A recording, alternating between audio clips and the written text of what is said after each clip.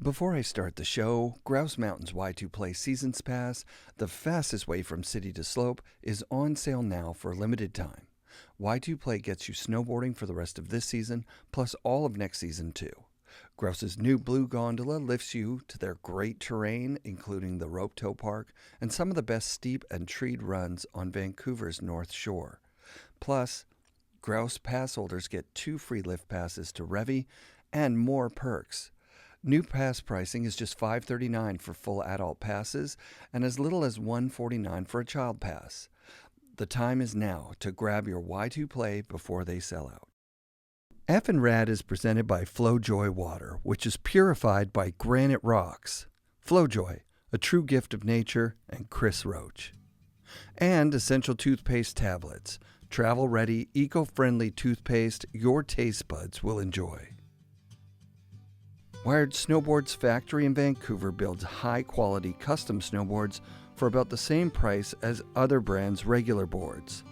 I've created several one-of-a-kind wired customs, including a Chase 162 that's seen hundreds of my best powder days.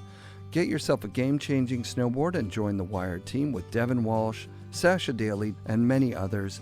Wired Snowboards. For more information, go to wiredsnowboards.com. Fixed bindings are FNRad. The comfort, performance, and quality of fixed bindings stokes me out every time I snowboard.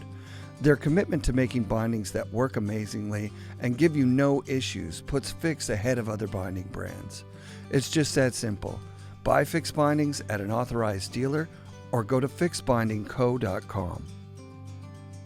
Bluebird Coffee Tuning and Rentals in Squamish is the coolest new stop on your way to Whistler. Bluebird offers quality board tunes using state-of-the-art equipment, premium rentals for every level of rider with demos of Burton step-ons, and award-winning coffee and incredible smoothies. For a blend of expert knowledge, convenience, and lots of charm, stop by Bluebird in Squamish and get your board tuned at the newest mandatory stop on your way to Whistler. Pro Standard makes the grill mount the best mount for your Insta360 GoPro or DJI camera. It's a heat moldable mouth mount, tripod, hand grip, hook mount, bottle mount, wall mount, clamp mount, glove mount, and shoe mount, designed by snowboard legend Ken Ochenbach to get you the perfect angle for snowboarding, surfing, biking, and it'll replace 90% of your other mounts. Use code FNRAD to get 20 off your first order at prostandard.com. Anon snow goggles enhance and protect your vision with unmatched optical clarity.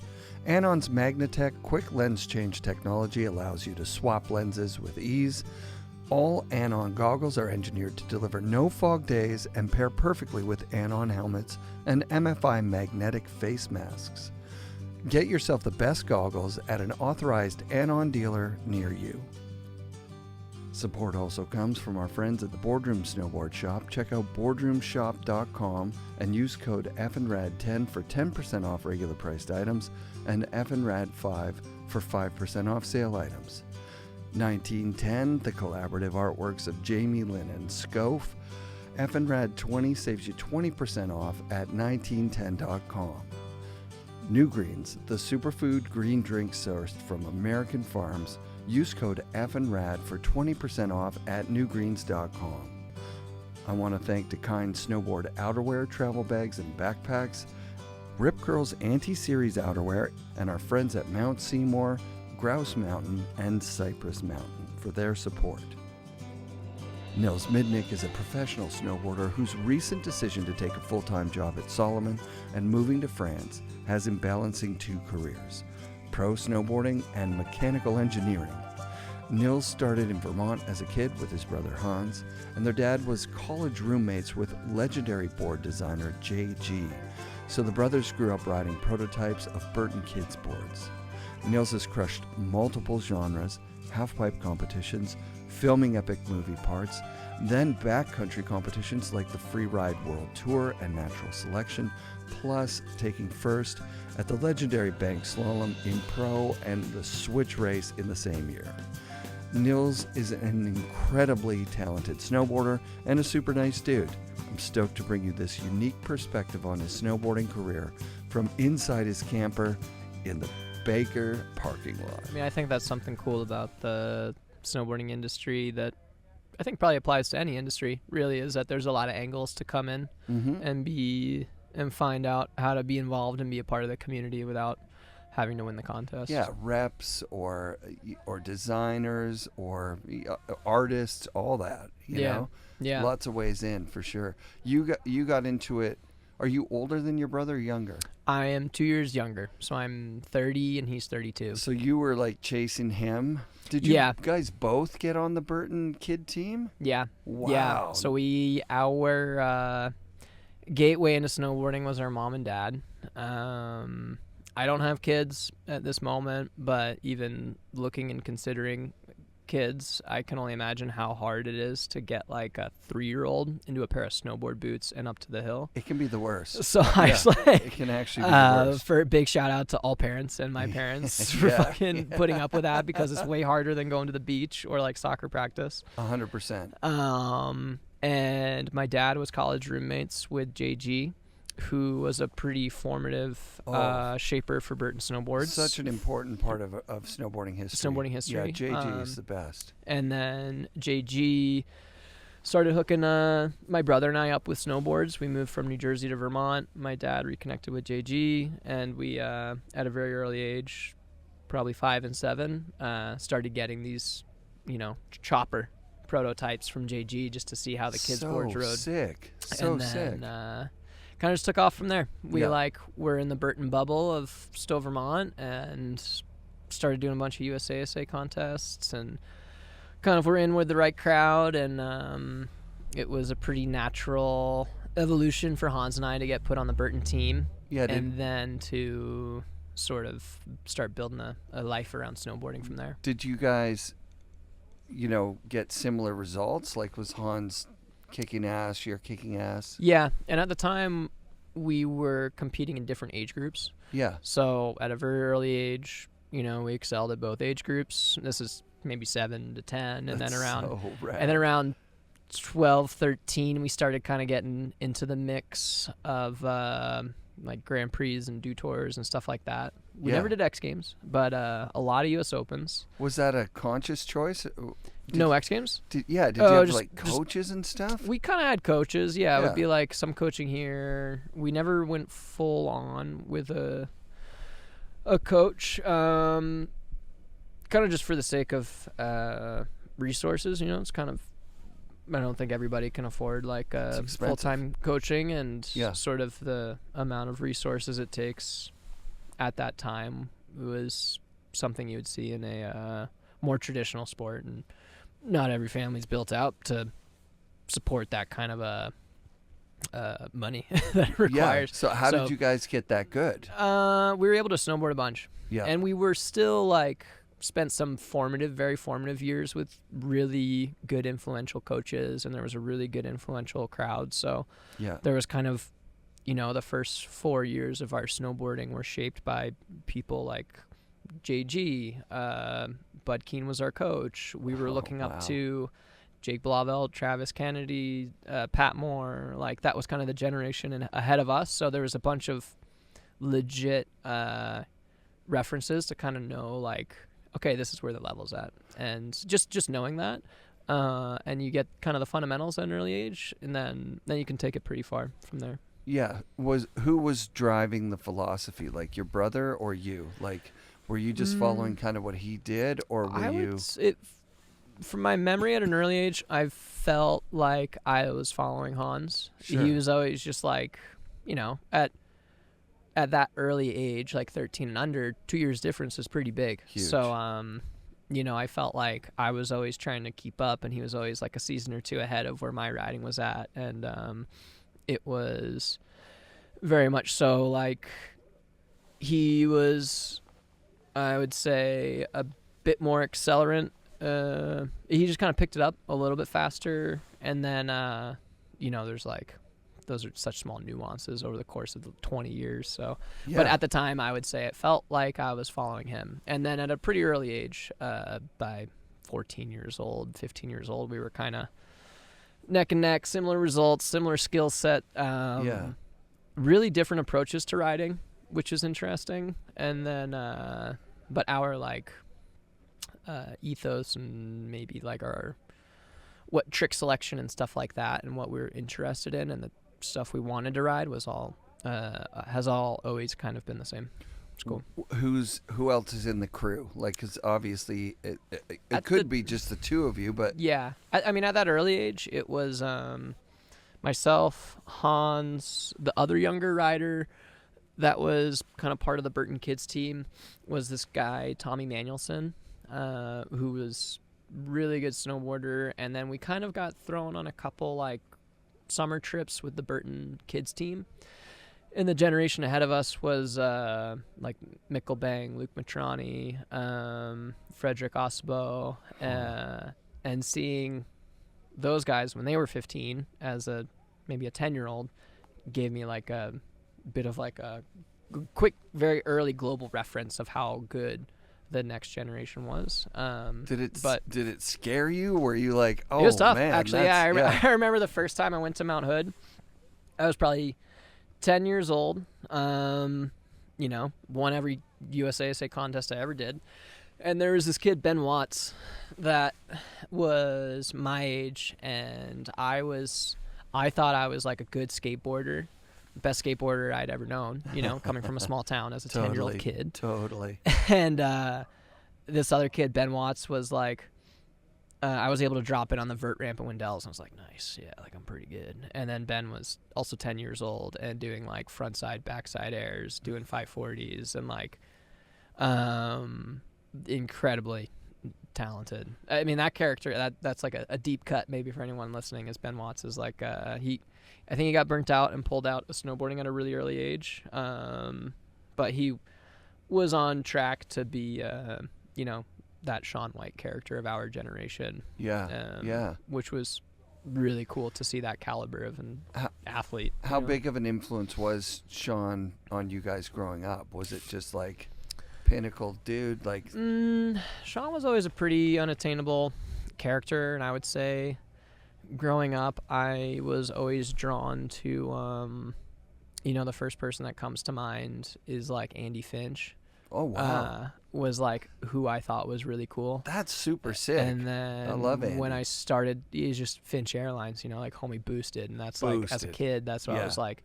I just liked going big in the half pipe. Bulldog, the dude was like you could count on him to go humongous. Yeah. And then towards my middle and end of my contest career, I competed until I was, quote unquote contest career. I competed in half pipe until I was 17.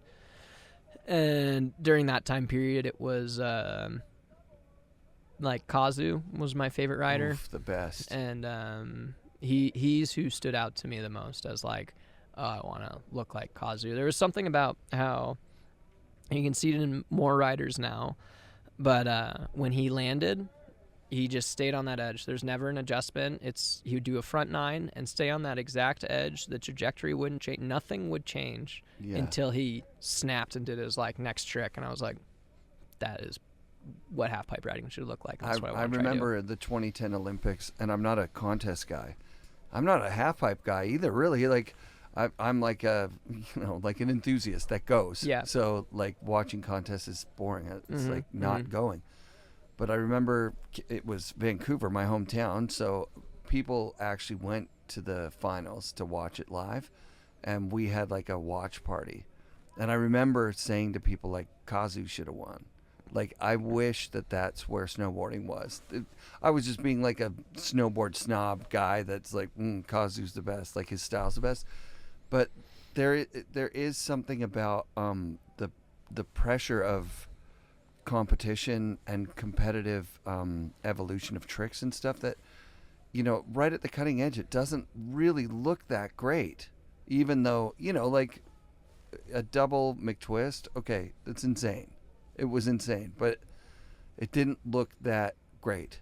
I'd rather be the Kazu guy than the guy who's pressured to do another flip, but whatever. Now when I look back, I'm like, Shaun's run was like flawless. It was insane. And I think during that time, Kazu won the U.S. Open either that year. It was between like 2009 and 2012. I think he won the U.S. Open halfpipe twice, at least once. So it was cool to see. Like kind of him at that caliber. Yeah. And then also his evolution into the backcountry. And at that time, I, around 17,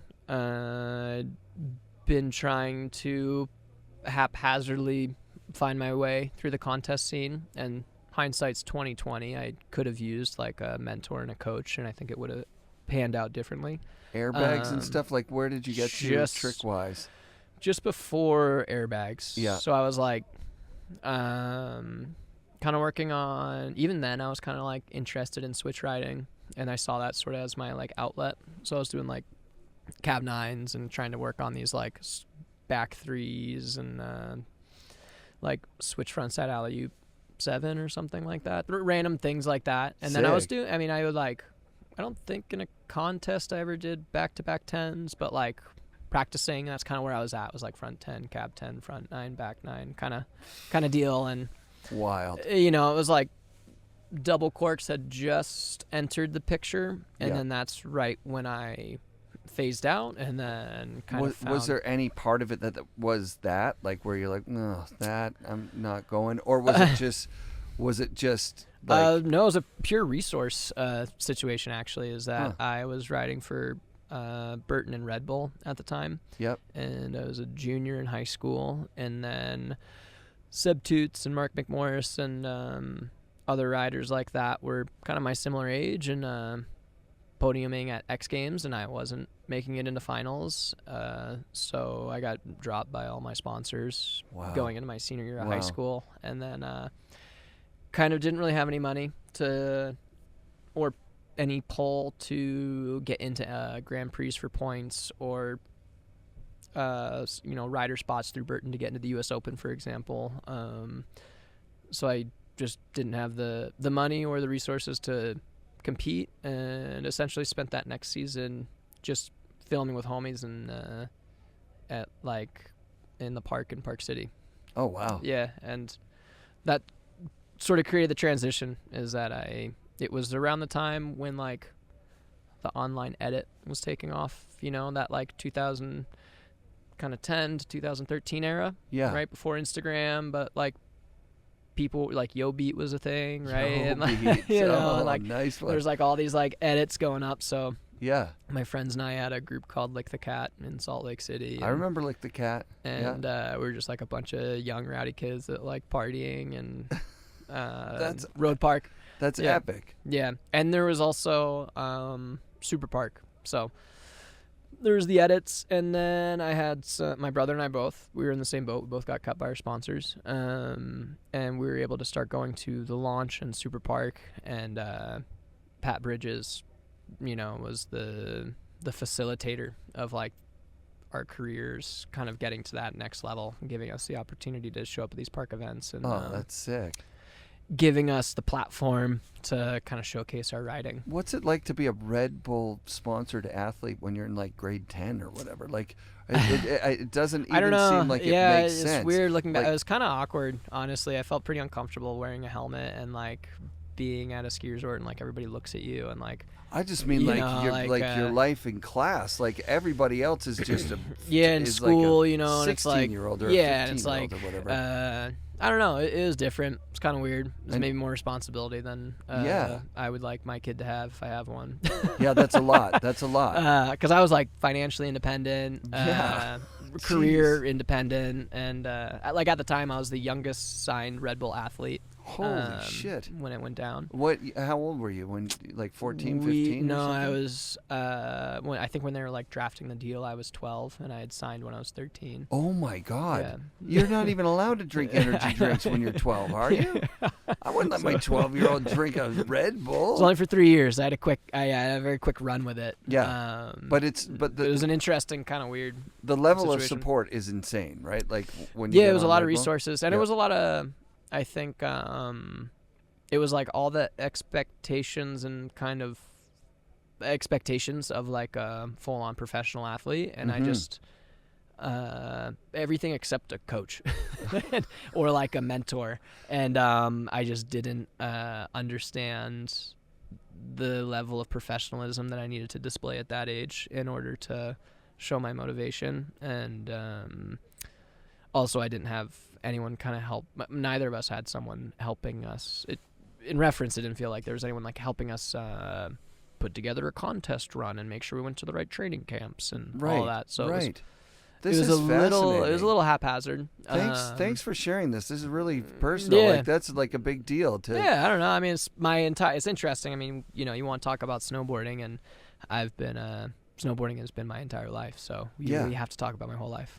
Yeah, no, I love it. I love it because I always equate like Red Bull sponsored athletes in snowboarding with, a great rehab facility, right? So if you get hurt, you go to the Red Bull rehab. It was at the forefront of that. So like there would be a performance camp once or twice a year, but like, being a 14-year-old kid, I kind of just like looking back, I was like, I just needed like a little more hand holding. Yeah. Than like the resources they had set up were incredible and would be fully utilized by a 30-year-old me right now. Yes. To the fullest extent that it would totally bring my riding to another level. However, at the time I was really good at snowboarding, but I was still a 14-year-old kid. You're just too young for the program. It just kind of like to understand. If they have a 14-year-old kid in there now, they probably have the hand-holding situation, right? Like a coach. I would guess there's maybe more of that, or maybe more like, parental mentoring or something like, hey, this is what your kid and in needs to hindsight, do. that's just how it felt. Maybe in the moment, it was super hand-holding. I don't know, I got you. Right. Yeah. So when you basically have a reset with the sponsor stuff. Yeah. And does this happen twice? Like, does that also happen when you go into the backcountry stuff from filming? Or no. So how it went down, I guess, to fast track it is that there was in 2012, Hans and I were kind of like more standout characters at Super Park and Launch for a few years in a row. We were kind of like part of the mix. Sick. You get like a cover or something? Do you get? Yeah, so I got a couple covers. Hans got a couple covers through Super Park and Launch and stuff like that. Right. And those were kind of like the, stoke a little fire for the hype around us to the negotiating tools. Yeah, to like find some support. And it was really fortunate we got the first sponsor we got after getting cut from Burton was getting the opportunity to ride for Salomon. And even at that age, 17, I was like trying to think like, okay, what brand can I get boards from? Like, oh, so-and-so offered me boards. But I'm like, no, I was like, kind of had a little bit of an ego like, I guess some confidence to be like, no, I want to ride for a legit snowboard company. Yeah. And the opportunity with Salomon came up and I was just like, hell yeah, like this is legit. Salomon's dope. It was just right around team vacation, so they had Jed, Lewif, Bodie, Vole, Dirksen, like that kind of like A-list team and like a legit team, legit athletes. And I was just like, yeah, that's like, I want to be in that mix. The product's sick. The brand seems psyched on us. And yeah, I mean, that's been my longest standing sponsor now for both of us. Yeah, so it'll be 13 years this year. Oh wow, congrats. Thanks. Do they instantly like throw you in the mix with those guys, or are you kind of so we both got like put onto team trips and given resources to join film crews and stuff like that. Snowboarder made a movie called Forward, which was a AM snowboard movie, so that was like our first debut into filming backcountry, and Salomon supported us and made sure that we were able to go on the trips and have a spot, so it was rad. Who are your mentors on those trips? Like Trent Ludwig and Mark Carter. Sick.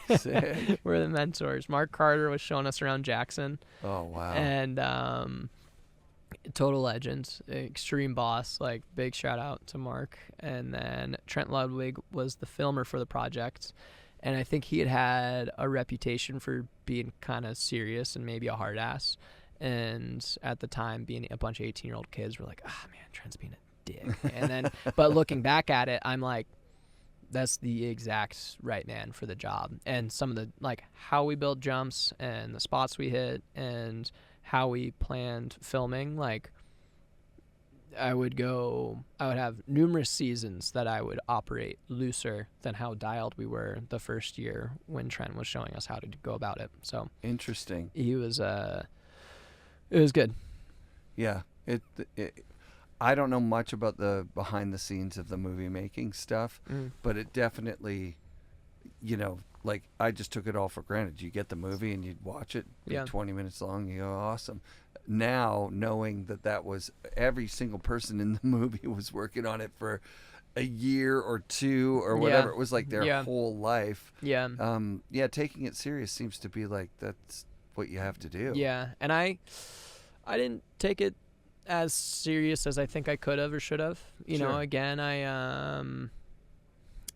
just always kind of managing, like, I sort of had, you have the rug pulled out from under you with your sponsors as a teenager, and I'm like, I was never 2 feet back in the door, so to speak. So I was still filming video parts, but I was always like, there was always some things I just like didn't completely identify as like a core snowboarder, you know, and I was just like, would spend my whole off season rock climbing, or I went to engineering school for 7 years, and like super good friends. I mean, a lot of good friends in the core snowboarding community, but it was like looking back on it, and things have worked out great, but looking back on it, it was again like a second chance at snowboarding, and there's things I for sure would have done differently had I been in that position again now.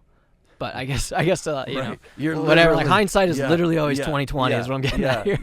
You're 30 years old looking back at your career going, oh, I guess I could have taken it a little more seriously at this point. Yeah. But also giving yourself a break. Like, dude, losing your major sponsors at a time in your life where, like, it's influential time. Yeah, 17. Yeah, 17 is a pretty like impactful time. Yeah. And a crossroads time for everyone. Like, okay, what am I going to do with my life? Like, I have to figure out the rest of my life this year. It's so weird when you're like graduating high school and it's that looming thing of like, okay, well, what am I going to do now? Yeah, totally. I'm going to take a gap year, or what am I going to do? Right. And you've already been financially independent. You've had responsibilities. A lot of like responsibility and pressure. Yeah, it is different for sure. Yeah. It's different. Yeah, but in the moment, you don't totally realize. Yeah, was there a part of you that wanted to just quit at some point and just go like, "Wow, I'm just gonna be a regular dude now." Almost every year. Yeah, a lot of years. I'd be like, I don't want to do this anymore. But I didn't have any exit options, especially while I was in school. And then, I think a lot of it was maybe, I don't know. I don't really know what would lead me to feeling like I didn't want to be a part of it. I think it was maybe a mix of things, like a mix of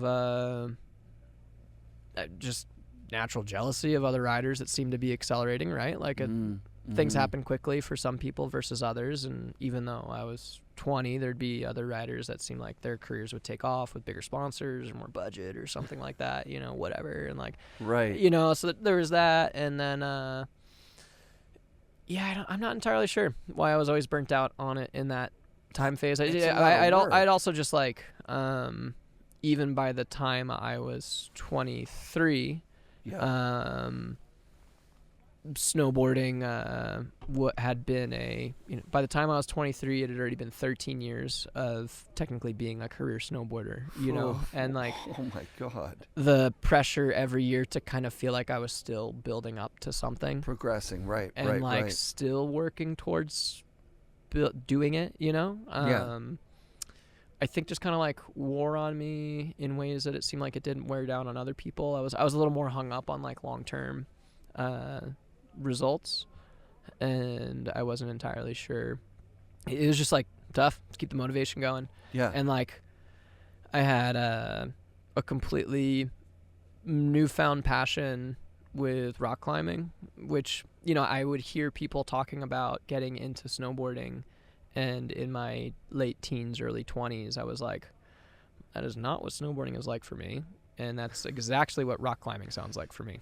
Something fun. It was like fun and passionate. You like the people, you like the culture, all these things. And I was just like, and I would like question myself. I'm like, I'm so good at snowboarding. Like, I know I'm good. It was like, why am I not liking this that much? Because you're not riding for yourself. I think that's pretty just obvious. a lot of pressure like, that pressure. I just wasn't used to it. Just wasn't used to the pressure, and I didn't have the confidence to understand that the brands I was with did support me, and then even if something would happen with the brands I was with not supporting me, I would still be okay. You know, it's like any job. It's like you work in any job long enough, and you're like, oh my god, I might get laid off, and then actually you're like, oh, I got laid off, but there's more jobs. Like, it's gonna be fine. You know, it's like I just gotta keep working. You can have a job for the rest of your life if you want to work. Yeah, it's like if you want to work, it's there. So I don't know. It was an interesting time. I actually, I wish it was like rock and roll and partying and awesome the whole time, but it was actually like kind of a turbulent. But honestly, it's like what fucking teenager and early 20-year-old is actually like truly blissfully happy and bubbly, and like it's a turbulent time. I just think for an adult, you know, in the world, like it's just hard. Finding your way, because you know, I'm snowboarding the whole time, but okay, I'm a pro snowboarder from 11 until now 30, but and that stays the same. But a human being from the age of 11 to 30 changes quite a lot. And like, typically you don't have something as powerful as a snowboarding career to like reference the whole time. No, you know, no. Like typically there's just more distinct cycles that you go through. So definitely. I think there was just kind of like a butting of heads of the evolution of an adult, a boy turning into an adult, with the kind of the consistency of the one sport. That's that makes total sense, dude. It's fascinating that you drove your career too, right? Like you chose to stop competing in one discipline. And like at the time that and then you filmed for a bit before. Probably 7 years. 7 years. 6 or 7 years. Yeah, that's a successful film career. Which, you know, competitive guys are jealous of. Right? I remember I only had 15 minutes with Red, but Red was like, I'm like, how was winning the Olympics? Awesome, right? He's like, not really. I didn't really want to compete that year. And my parents said, well, it's an Olympic year. Could you just do one more year of competition? I'm like, and then you won the Olympics? Like, he's like, dude, the Olympics is just like another one of those contests when you're constantly going to contests, right? Like, it's not like, oh boy, it's the Olympics. It's more like, oh, another contest. Like, I just want to go free ride with my friends, or I just want to, you know, because he was a kid. He was in that transition period at that time, right? Yeah, totally. So I was like, what the hell? This generation of pro snowboard is just not at all what it was like when we were like 17, 18. And I think it's a little different for everyone, you know. I think of guys like that I would say I'm part of a similar generation of, and there's kind of like the Vans crew. You have like Blake Paul and Sam Taxwood, and then also like a lot of these savage filmers, and like those are guys that I've really looked up to, and I've also just admired their ability to be like, I've admired their just, I don't know, it seems like a sense of belonging in snowboarding, where I'm like, fuck yeah, you guys are like, you're pro snowboarders, you know, you're pro snowboarders, and that's like where you're at, and like it shows, and everything that you put out is fucking incredible, and like it's cool to see, right? And like there is that level of passion, and then you also see on the competitive level, you know, the professional athlete, so to speak, which I think eventually is what pro snowboarders turned into for contests, is professional athletes. It wasn't always that case, maybe. Oh, absolutely, it wasn't. Not at the beginning, not even close. And then you have maybe someone that had that approach who was ahead of their time, and I would say got a bad rap, which is Shaun White. Yeah. And then almost the second iteration of a Shaun White right now, I would discuss as Scotty James.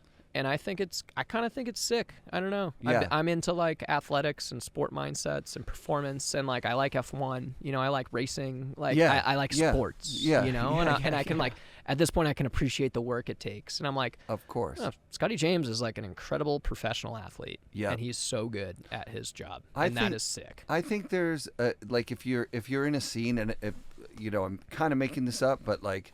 I noticed a scene in Whistler. I noticed a scene in Salt Lake City. Salt Lake is a huge scene. Probably the number one scene for like setting the flavor. Temperature for professional snowboarding. Yep. If you grew up in Salt Lake City, or if you did a bunch of years in Salt Lake City, then you're going to have a different opinion about Shaun White than just the general public. Yeah. Like I think the general public loved him the whole way through. Yeah. Right. And as professional snowboarders and people in the industry, in the scene, I think there was a time where it was like we could still love him when he was a flying tomato, you know, like and now he's skating vert with Tony Hawk, like, and he's doing so well at cross disciplines, and it's like there's some respect there, but then at some point the level of competition got so high that he had to become, like you say, like the very first future pro snowboarder. Yeah. Like coaches, private pipes, like things that just didn't jive with the old guard, which was like, dude, the first Olympics, I bet you could find 10 athletes that competed that were smoking casually or when they drink and drinking all a the time. lot. Yeah. Like that didn't have coaches, that just sent themselves there through sheer willpower. Yeah. That I remember looking at it going, dude, the other people in the Olympics trained their whole life to be there. Yeah. And then the snowboarders are there and they're partying. Yeah. It's crazy. Yeah. But eventually everything gets to a level where the incentives are so high. Yeah. You have to, yeah.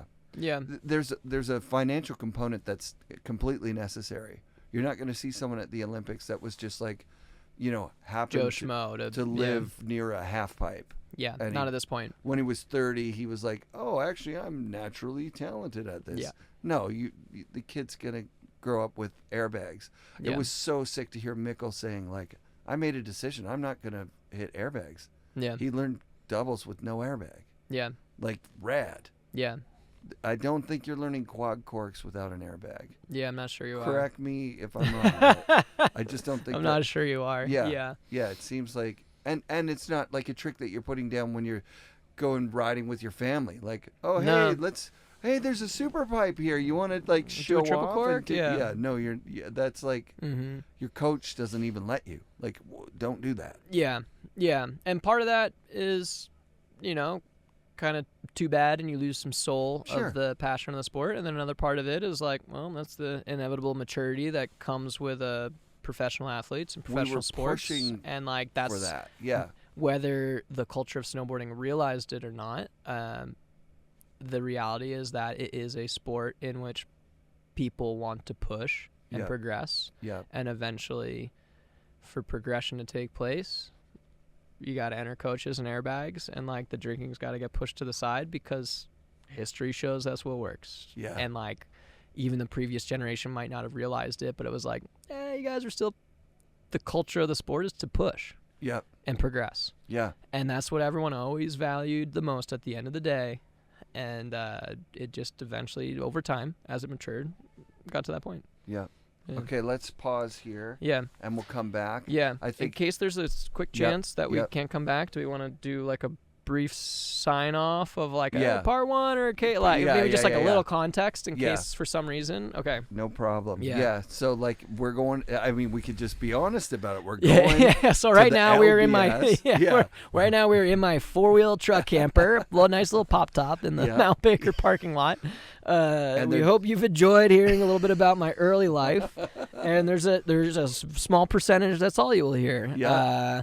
And right now we got to go to the awards of the 36th annual Banked Slalom, and hopefully in about 2 hours we'll be able to finish this interview. Yep. A lot of build up. I've won it before. First place. I got first. I won the switch race and the regular race in 2017. In 1 year you got both? Did both, yeah. So it's tough That's where the level's at. That's where the bar's set now, unfortunately. So getting a blanket is not like, hooray, best day of my life. It's no, very grateful, super grateful. Yeah, I guess. Yeah, I got 5th place. That was wild. That was cool. No, I got I won it regular and switch in 2017, and that was like a crazy. It was only like the 4th time I had raced. I was like 22 or 3. It was cool. I don't think I'll ever. I don't think even if I did win it, switch and regular again. Yeah. I don't think it would top the moment. How could it? How could it? Yeah. Yeah, that's amazing. So some competitors, I guess I'm thinking Maëlle Ricker, like she won the Olympics and the LBS in the same year, and she's like, the LBS is more important to me. You know what I mean? Yeah, totally. LBS kind of had, and especially at the time in 2017, it had this like extra legendary lore to it. I hadn't done it that much. I was kind of just starting to do some Banked Slaloms. I was just starting to film video parts. I was like figuring out like the who's who and the culture of more core snowboarding after competition. And Baker still like holds that status of a very authentic event for snowboarding. Yeah, there's a lot of reasons for that. But when they gave Duncan that award, and Duncan's 80, by the way, like, dude, 80-year-old man doing that. It's incredible. It's nuts, right? Yeah. But, Baker holds a special place in the community. Yeah. It's kind of the beating heart of, like, the actual core guys. Yeah. And so that's a good transition point. Like, you go from competition to what makes you want to go, competition, filming, and then backcountry stuff. What were your film parts like? Were they like backcountry filming? I was kind of doing like, I guess what a bunch of people do, right? Backcountry jumps. Some time up in Whistler with Mikey Rentz. That was a really cool year. Sick. And then kind of more natural Jake Blauvelt inspired type stuff. That was like a really big point of inspiration for my riding. And in recent years, I haven't really hit big jumps as consistently. It's been a lot more like, Arthur Longo is like a huge inspiration, and kind of how he approaches riding, and especially if I'm not working on like a big film production, I don't need to go out and like find pristine conditions. I can just like rip around the resort with my homies and do side hits and kind of push myself that way. When the projects became kind of sponsored projects by films made by certain companies with their guys in it, versus having to, you had to pay to get into MacDog stuff, but also you had to show up. Lots of guys got their sponsors to pay and then filmed and didn't make the cut. Yeah, right? Totally. I was like just past that. I would say like when I got into filming, I would still need the like sponsor buy-in, and then but you're guaranteed a part. They weren't cutting like entire riders at that point when I got in. So my theory is that MacDog was the last of that, you know what I mean? And because he was ruthless, like the stuff he cut, I'd love to see him make movies of the shit he cut. That'd be rad. But so the pressure to do that, to build bigger jumps and stuff, we talk about it a lot because in Whistler, you look at like Trick of the Year, Miskimon front threes, Mother or something, right? Well, people back nined that. Yeah. And almost 20 years ago. 20 years ago. Probably in that range, right? Yeah.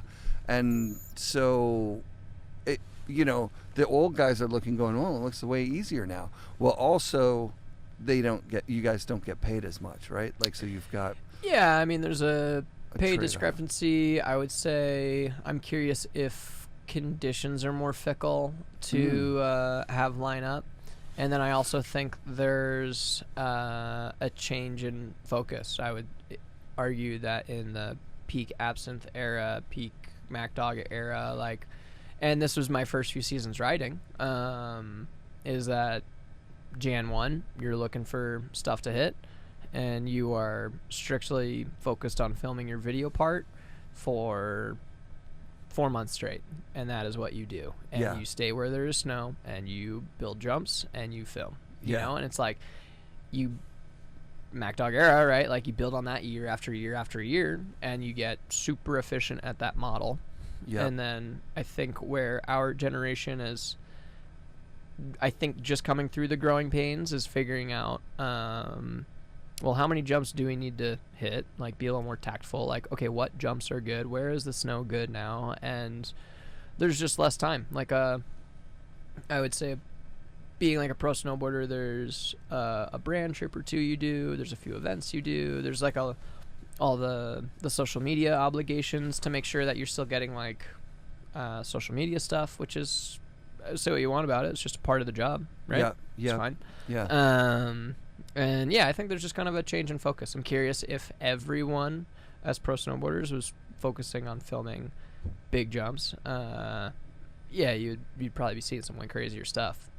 I guess. But like, yeah. you know, I think it just depends.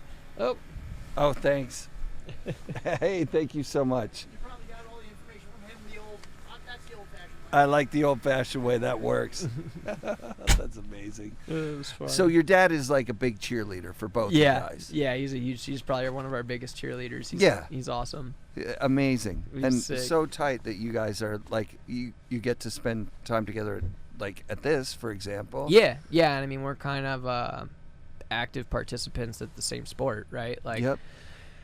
even though Hans and I are racing, it's the other day, for example, I got to ride some POW with my dad in the morning. And Where like, did you guys go? Just out here. Like, Yeah. I was planning on taking a rest day, and then there's a foot of like super light snow. So like, so blower. you just, yeah. I punched through to the bottom, and I was like, it's fun, but I'm tired. I'm gonna like rest for the day. But for my dad, it was like easy to maneuver, and he was having a complete blast. He was psyched.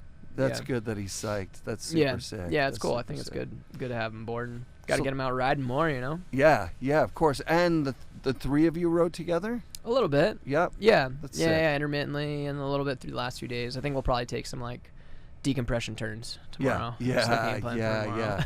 Yeah. I definitely, it's fewer and further between that I get to ride with my kids, and I fucking love it, you know. But, you know, and you guys are at that age where it's like empty nest syndrome, like you Yeah, guys totally. are out of the Yeah, house. I think But I it's- guess you guys were probably gone pretty early with how much. Yeah, I mean, I moved out when I independence was you had. I moved out when I was 14. So Wait, what? yeah, You I moved out. Yeah, I moved out. To where? From Vermont to Utah, and then the school I went to was in the summertime. Yeah. And Did you have like a caregiver out there? I had a like a snowboard academy kind of caregiver that I was with for the first year, and Hans was with me for the first year. He was 16, I was 14, and then and my for 1 or 2 years in high school, I just like lived with some friends that were in college in Salt Lake, and that was rowdy. And No shit, that would be Then- so rowdy. yeah, At 14 and 15? I was 16 when I 16, was okay, renting a room in Salt Lake. Yeah, that's no crazy. license, burning the candle at both ends, Oh just my god. turning into a young adult, Yeah. making bad decisions. It was a That would wild have been time. that would Formative have been a time. blast. yeah, that would have been a blast. Yeah. Unfriggin' believable. But anyways, yeah, we've been out for a little while, so I think Yeah. our dad Carl's super psyched when we can all get together, and I'm psyched too. So That's dope. yeah. Okay, so the before Natural Selection Tour, the Free Ride World Tour. Yeah. What was the kind of reputation of that when you joined it? Was there like a bunch of heads like there is now, or was it kind of A just little getting bit. established? Yeah. It was in the Yeah, middle yeah, it times. was- It had been done for a while. Yeah, it had been going on for a while. And then, let's see. I definitely caught the contest bug again Yeah. with the Banked Slalom. So, like, I was kind of placing and doing good at the Dirksen Derby. And then, I won the Beggar Banked Slalom, switching regular in 2017. And, So sick. then going into 2020, I was just finishing my mechanical engineering degree at the U, and I had an internship that I really hated and was miserable at, but I had always told myself the story that once I graduated college, I would move on from snowboarding because I was a little burnt out, and I was just like, I was at a weird crossroads, and then I just sent an email to the Free Ride World Tour to see if I could get a spot just for one of the events, because I thought my kind of riding could do well, and I didn't really have the like film project drive or interest that I'd had previous years, because it had been 6 years of the same thing. And they gave me a wild card spot for the whole tour going into 2020, and I ended up winning it that year, which was crazy. Was that the year that Travis, he dabbled, didn't he? He did 2 events? Travis had done it the year before. It was the year before. And then the year I did it, it was I think it was still a good lineup. It was myself, Elias Elhart, Gigi Ruff did some stops. Oh, wow. Victor De La Rue was doing it. Yep. At the time, Sammy Lubke was still a super competitive rider in it. Rad. And there's a cluster of people that were Dude, putting up. that's legitimate names right there. Yeah. I just remember the year that Travis went in. It was kind of like he came Yeah. over to just sort of be like, okay, come on, we can do this way better. Like I can kick ass on this. I could probably come in and just sweep it. And he rode differently than what was going on, like more aggressively. Yeah. More aggressively. Way more. Like, and I wasn't, like I said, I don't follow competitive snowboarding, but somehow I saw that, like that Hakuba one, and I was like, oh shit, if Travis is going to do this, like this thing's going to turn into something crazy. Yeah. And then it was, 2 years later that, because natural selection had been going for a long time. At first it was just like there was the one-off Jackson events. thing. Yeah, and then of the new natural selection tour, it was 2022 or 2021. No, 2021. Yeah, was the first one in Jackson. Yeah. So you go from Freeride World Tour. Did you do that first one? Yeah, in Jackson. And how did you do in that one? The first couple of years with natural selection, I had a pretty touch and go relationship. What happened 2 times? Was that the first year in 2021, the first bracket I had was me and Pat Moore, and I put down some good runs that would have overall put me in like 4th place or something, but Pat had the best score of the day, so I lost out in the bracket. So we both rode really hard, and he just rode straight up the best. It happens, you know. Right, and then, right. So I didn't move on, and I actually went back to the tour that year, and then the tour went okay. It didn't go great, you know. I didn't win it again, so it went okay. Which is where the bar is set. Unfortunately for me, that's how it works. You know, where I'm like, well, bar set. There's a contest, and I want to win, so that's where the bar's set. I don't know what to tell you. If I didn't want to win, I wouldn't be competing. I would be riding POW with my homies. So right, exactly. I'm just gonna go out and say it. I'm doing the contest because I want to win it. Yeah, it's a good idea. Right, to want to win a contest. If you're doing it, it's a good place to start. So, anyways, then I didn't get an invite for the next year because they wanted to cycle in more athletes. And then in 2023, I had a duels up in British Columbia, or Whistler, with Ben Ferguson. And similar kind of thing happened. Like, we both threw down, I think, I would argue, out of all the duels, it was one of the more competitive, pretty performance riding contests, and Ben just kind of did a little bit better. That and was able one to of the move first. That was the first year they did of duels, and yours was one of the first ones that they aired. Yeah. It was sick. Yeah, I remember being like, "Oh, this format's pretty gnarly." aggressive." Yeah, but then the format of those duels, there was a bunch of different ones. Like there was some built features in one of the duels. Where I was like, there was they were just trying to figure it out. Yeah, they're trying. You know, so there's growing pains on all ends, which is totally understandable. But I would agree with you with that. Yeah, and your duels was a crazy one where it's like, oh man, both of these guys should be in. Yeah, and that's just how those fucking contests work too, dude. Because then fast forward to the next year, I got a spot to do duels again, and it was with my really good buddy Victor Taviet, and just kind of at that point, I think it was maybe a bit more distinct who would be advancing, and at that time I was like, I will not ride my best and still get beat a 3rd time. If that had happened, then I would have been like, maybe I'm not good enough. Right. I feel like I've ridden pretty good for me every time, and I've never won, so maybe I'm not good enough. And then last year was super cool. Was able to go to Revelstoke, and then those 2 days they were in the contest back to back both days, and it was kind of crazy. You know, I had Mikkel Bang was my first Wow. competitor on the first day. Yeah. And to beat him was kind of mind-blowing for myself in a way. It maybe confidence at this point. But in the moment, I wasn't really I wasn't going to be hung up or bummed if I lost to Mikkel. That makes sense. You know, the guy just like, he's so good. Everyone's so good, right? But Everyone's like, so good, yeah. maybe some people have been more consistent and ended up on the podium more than others, and Mikkel's kind of one of those guys. Well, Mikkel comes from such a competitive background as well, right? Like, Yeah. he was like just a little kid, like so long. crushing Yeah. against like legends. Norwegian powerhouse. Yeah. Unbelievable Monster. guy. And big now. Yeah. And his big style is fucking sick. Yeah, so solid. Yeah. And So that must have fast- felt good to win that. That was pretty cool. I was Yeah. kind of surprised.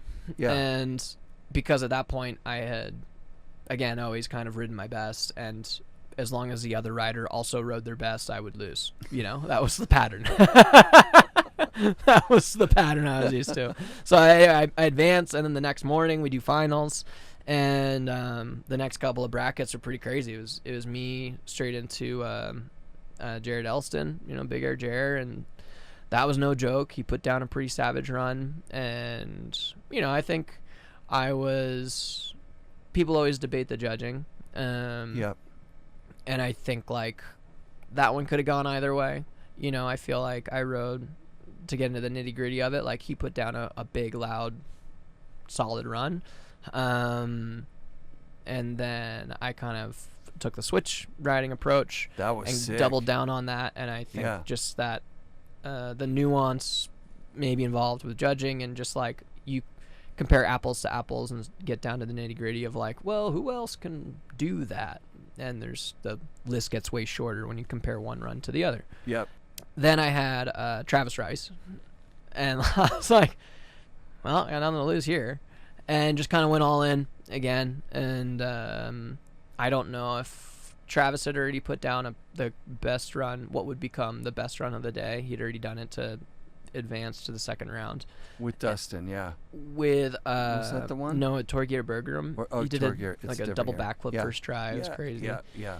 And then, yeah, man, I like just felt like I didn't really have much to lose at that point. I was just like, whatever. Like, what's the craziest shit I can think of doing right now? And my run panned out well. I think Travis also put down some good runs, but just turned out that I like was able to advance with that one. And then I was just like, oh, How does that feel? shit. Okay, so I'm you're in the beating fucking- Mikkel. Dude, You're yeah, beating- that's what I'm saying. I was like, I'm beating what the Mikkel Bang, hell? and then I'm beating Jared, and then I'm beating Travis Rice, and I'm like, wow, I am tired. There's some like mental fatigue, you know, it's pretty fatiguing. You're like going to war. In my mind, Yeah. I think maybe it's easier for some people. For me, it's kind of intense, you know, and like, Dude, it's intense to watch. yeah, so like, it's not easy for me, you know, and going into finals with Mikey Cicerelli, I feel like it was the funniest thing. I remember getting in, because I was so locked in with going against Travis. I saw Sage before going up, and it's a smaller crew because we had to heli everybody out, so there's 8 of us in the backcountry. And Yeah. Sage, he's a good friend of mine and a pretty confident like jockey personality, is an athlete, right? And he comes up to me, he's like, dude, don't even fucking look at him. And I was like, hell yeah, fuck this guy, I'm not even gonna look at him. Typically I'm like a nicer guy, right? Yeah, It's like of not course. my thing, but I was Yeah. like, all right, I am gonna be a son of a bitch for 15 minutes, that's all I need. And turned it on and like got the job done, right? That's unbelievable. And I remember getting in the heli with Mikey Cicerelli, Yep. and I fumbled to put on my buckle. Yep. Yeah. And I was just like, it's gone. This is what I thought. And that for like a split second, I was like, I lost whatever. I was like, this is the sign or something. Wow. Wow. Where I was like, I'm out of it, or like out of the like, just because I was like fumbling with my buckle and a little flustered or something. And then I was just like, with Mikey going in, I was like kind of content with second. And again, hindsight's 20/20. But at that point of going against through duels, through Mikkel, Jared, Travis, at that point, like I'm curious to rewatch it and see. I had to put up a solid score every single time. Oh, yeah. You know, and it was just like, just not an easy road to get there. And eventually you end up in second. I'm like, well, I'm getting second no matter what. I just like got a little more maybe complacent, or like just didn't have kill mode as turned on as a. Usually the person who wins has kill mode, right? Like that's and just that's the just way like, it is. and I just kind of like needed that little more like angst or something, Just a or someone push. up top, or Yeah. It was interesting thinking about it. I was like, it makes sense why people have coaches. You know, it was like it would have been pretty helpful if someone was just like, Nils, do the switchback 7, like. Yeah. Execute, got and I'd this. be like, Yeah, yes, yeah. yes, sir, right away. You know? Yeah. But in the moment, I was like, I just didn't like. I need to make sure I put down a run now because I do have something to lose, and I did that. And Mikey fell, and then my second run, I was like, just stick to the plan. Don't like. You need to be kind of disciplined, you know. You need to like, you got to show up and put down, but you also need to be pretty disciplined. And maybe that's like a fucking dorky way to put it, but that's my approach, and that's like how I go about it. No, that's dope. That's dope. Natasha Zurich talked about having a mental coach, like Yeah. just for competing, like, Yeah. and that helped her a lot because Yeah. you get in your head, like you just said, Totally. like you miss your belt buckle. That's a nothing. That has nothing to do with your run. No. But if it gets inside your head and you're like, okay, well, there goes I don't have the hot hand anymore, or whatever Yeah. they say in basketball, Yeah. you know, like, and like you say, you're like, second's pretty damn good. I know. Feeling a bit tired. And that's like yeah. the last thing I should have been thinking. And No, the last, you should be know what I thinking mean? like, holy fuck, when's the next time I'm going to be here? Yeah. After destroying Travis Rice and after like The road, making yeah, it here, yeah. the run of Yeah. the contest. This Yeah. could be the story of the whole year. My life, yeah. Yeah, this could be You the know, one. like- Right. So, yeah, it's been nice. I've had a year to think about it. Yeah, but it is interesting. I don't know. I'm not sure other sports, I think, have that camaraderie, but a lot of us are like homies and friends and yeah. close. And then it's like sometimes it's tough to like click into competitive mode and then have to like pop back out and be a homie. And I think I've gotten better with it as I've aged and time goes, and I think I'll continue. I think I'm getting better at it. Yeah. Which is cool because typically I was like the bubbly, jokey guy, and then now I'm like, kind of have had a taste of like, fuck you energy and what that does. Yeah. And I don't like to operate like that all the time, but if you're able to change your mind, you can do whatever you want with your head, right? Yeah. You can be happy. You can have a bad day. You can have a good day. Like, and how you decide to see things and use your brain, like Lock in. it's Yeah. like you do have quite a bit of control, and yeah, I would say I've gotten better at being able to choose when I want to be the son of a bitch, and like when I want to turn it off. Yeah. Well, as a younger brother, you've got that fire. Probably. I'm just Yeah, guessing. middle child syndrome. You Of know? that. Yeah. Like chasing the brother. Like I'm gonna get him, no matter what. Yeah, Yeah. which didn't work today. It didn't work today. No, huh? He beat you by Point 0.01. 0.001. Yeah, he. That's insane. What is fun is I would say at this point, you know, there's a couple of everybody has a reputation and a personality at these events, and there's always a lot of banter going on, and like, Yep. especially having won it in the past, you know, that kind of puts you in this like pot of people that people are like, oh, Nils looked fast and stuff like that. And, Yes. Yes. even if I wasn't, right? And I think what's pretty funny and cool with Hans is that I have actually never beat him at the Banked Slalom. So the And year that you won, he wasn't here. there. Yeah. And we've done it at least 4 times together, That's incredible. and I've never beat him. That's incredible. He won the switch race one year, and I got second in the switch race that year. That was 2019. Oh, Also in wow. 2019, I got 10th. He got 6th. And then the Unreal. last time I did it, I got 11th, and he wasn't there. And then this year, I got 5th. He got 4th.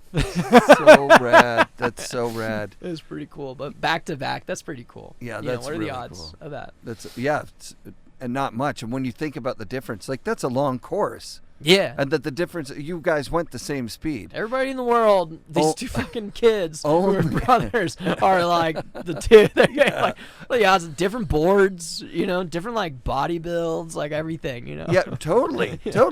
Yeah, it's not like you're identical twins and No. and you did the same thing. No, I mean, also they didn't even have the recording equipment, like the precision to tell you guys apart. Like Yeah. 20 years ago, 30 years ago, whenever Yeah. it was. So So it you was got cool. the same time.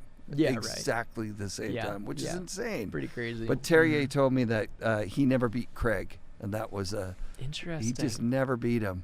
Yeah. And Terrier has an older More. brother as well, so he was also that Okay. kind of chasing. Mm-hmm. It seems to be like if you do go through the list of super pro snowboarders, that there's a high percentage of younger siblings, that they were a younger sibling. Mm-hmm. Just because you're forced to operate at a higher level younger. Yeah. You just are. interesting. Yeah. Yeah. I guess that is interesting. I It's a haven't thought about guess. it that way. Yeah. Yeah. And you've got a little bit more motivation, whereas the older brother's a little bit more chill. Like Sometimes. Yeah, Yeah. totally. For sure.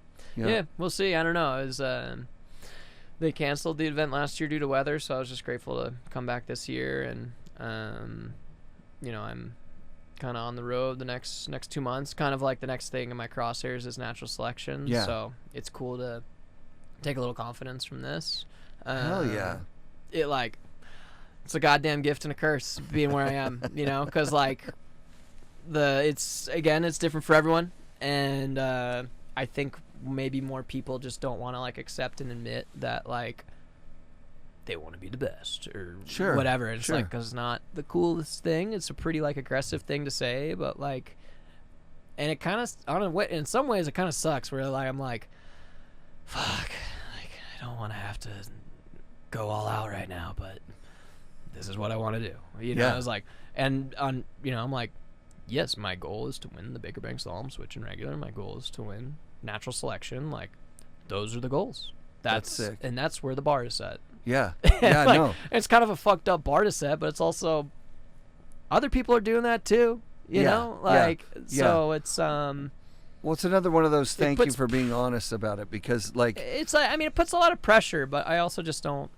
At this point, I'm like, whatever. This is like where I'm at right now, and I want to try put the work in that I can to perform at those levels, and then those are just snowboarding goals. There's plenty of goals in life that I have, and that's just like, yeah. I'm a fucking engineer, right? Like, I make to-do lists and I have goals. I don't know what to tell you. I'm not that like, I can be creative, but I come up with to-do lists and it's fucking dorky. I don't know what to say. You're more Sorry. than Yeah, it's like I sure, don't color. sure. I don't know what to like. I like look at Excel spreadsheets. Like, fuck, whatever. So let's talk briefly about your job and then get you down to the celebration party Yeah, here. totally. So you took Sure. you took a job with Salomon that, if what it sounds like is, it's part pro snowboarder, obviously, and part engineer, designer. Yeah.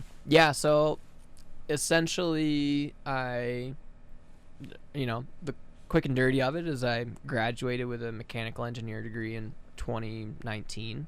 Congrats. And That's a lot of work, dude. Like, Yeah. that's Yeah, not like it was an like- easy thing to do. A lot of work through every off season to kind of, check that box. And the motivation there was because when I was in high school, I got dropped by all my sponsors, and I was like, I need to go to college. And I was, Right.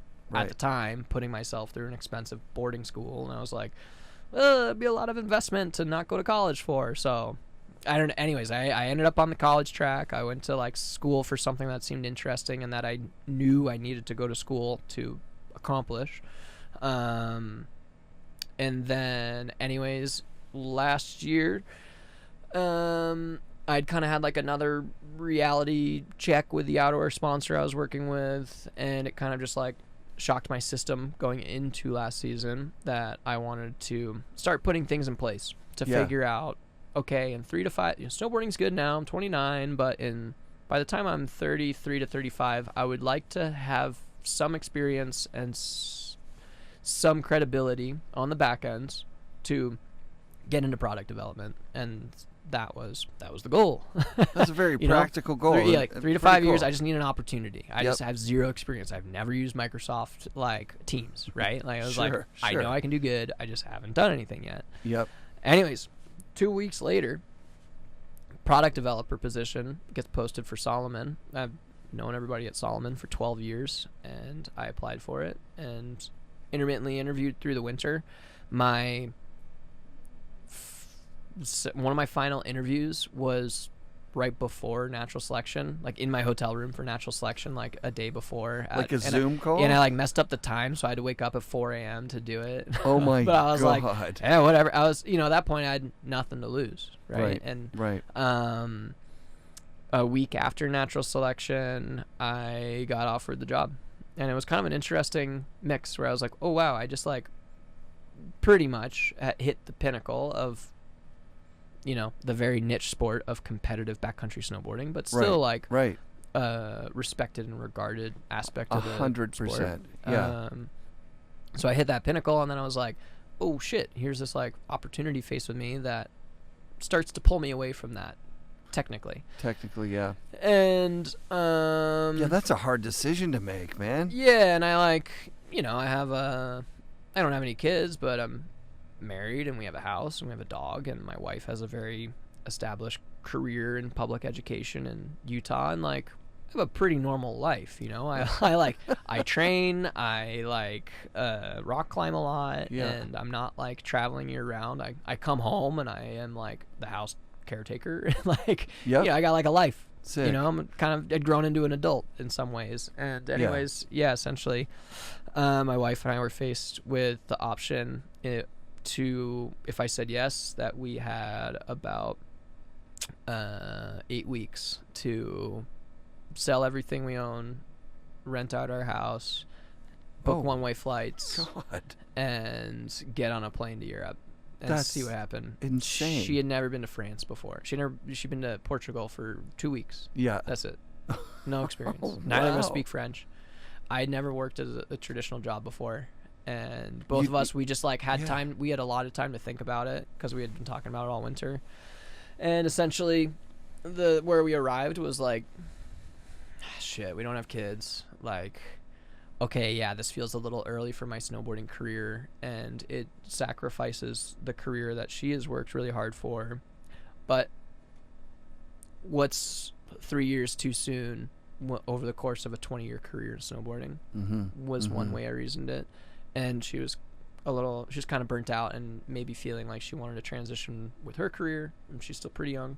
So we decided that this was it's corny to say, it's a once in a lifetime opportunity. Sure. And like, so I said yes, and we're booked tickets to France, and I Moved your whole life. straight up, yeah, we show up, and that's a story for another time, but it has Yeah. been a wild ride. Yeah. Are you 9 to 5ing? Yeah, 9 to 5. Holy shit. And I showed up on a Saturday, and I started work Monday, and I That took is 2 weeks off for insane. Christmas, Wow. and then so it was like 7 months, 9 to 5 straight into it.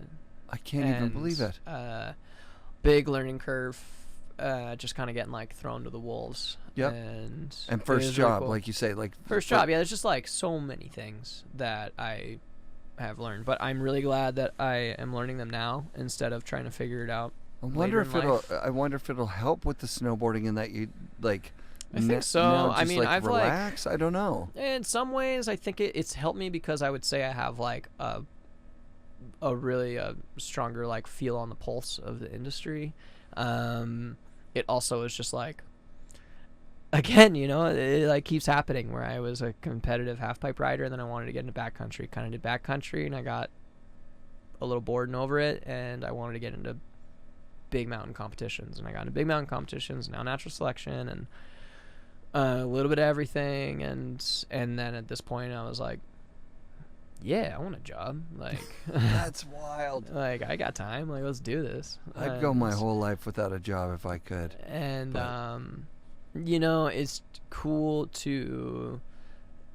I'm very grateful from Salomon and my manager and the whole team and everybody in France that's really shown just some like optimism for me, or has an optimistic view, you know, to hire me, because it is a bit of a risk. They got to be enamored that you're there. Like, here's this guy who's Jeremy, David, Paul, Benoit. Thanks, guys, for putting up with my dumbass that doesn't speak any French every day. And I think once I get through a few of the curves, I do feel like, and once I understand how that game's played, everything I've wanted to be good at, I would say I've figured out how to be good at it, and I'm excited to see what I can do for snowboarding and snowboards, and hopefully just like help people enjoy snowboarding is essentially my job.